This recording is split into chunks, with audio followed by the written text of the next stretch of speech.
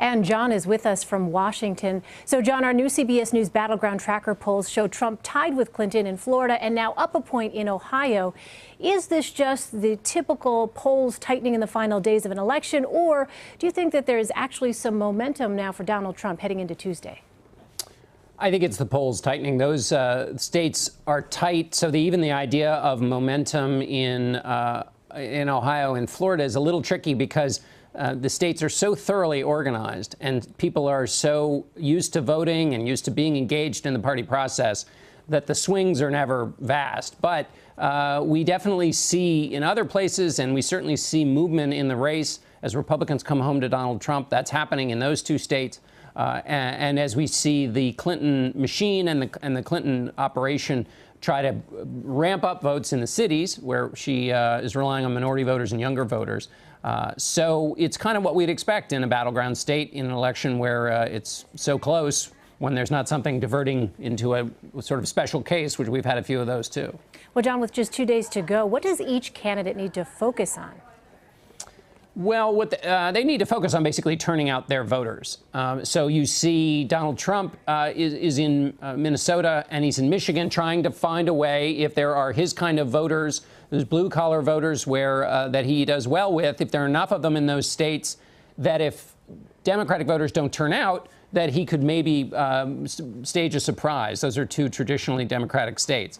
Hillary Clinton has to focus on driving up the African-American vote in the swing states and making sure she holds the traditionally Democratic states. And she has to hope that those reluctant Republicans or college-educated voters, particularly college-educated women, turn out in big numbers in states where they're a big share of the electorate and in those sections, particularly the suburbs, where a lot of them live. John, you mentioned Michigan. How likely is it that Trump could actually flip a state like Michigan, which has been a traditionally Democratic state?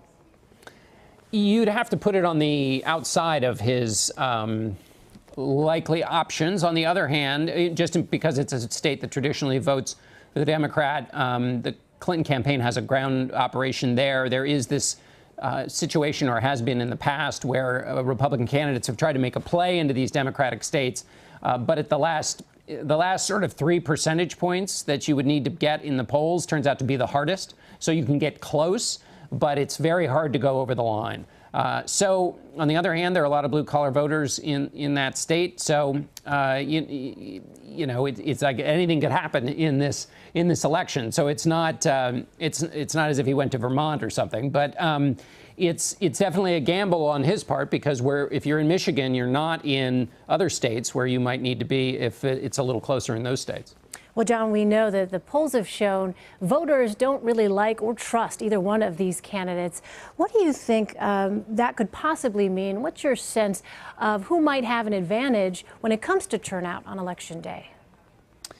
We don't really know. I mean, because it goes to more than whether people are really enthusiastic or even trust the candidates, that you can have, if you have a strong enough operation, people who traditionally vote for a party may not like the nominee, but if they are worked enough, they can get their votes banked in those early states, in those states that have early voting, or they can get to the polls. So they may be going to the polls, just not very enthusiastically.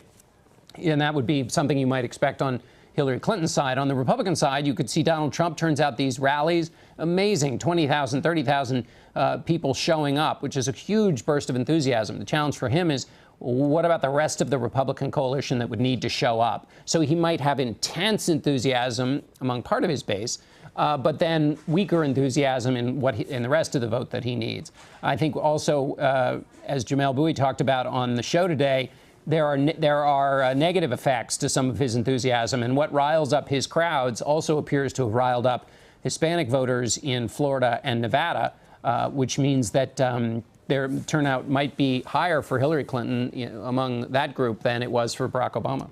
All right, we'll find out soon which of the candidates' strategies actually worked. John Dickerson in Washington. John, thank you. Thanks, Elaine.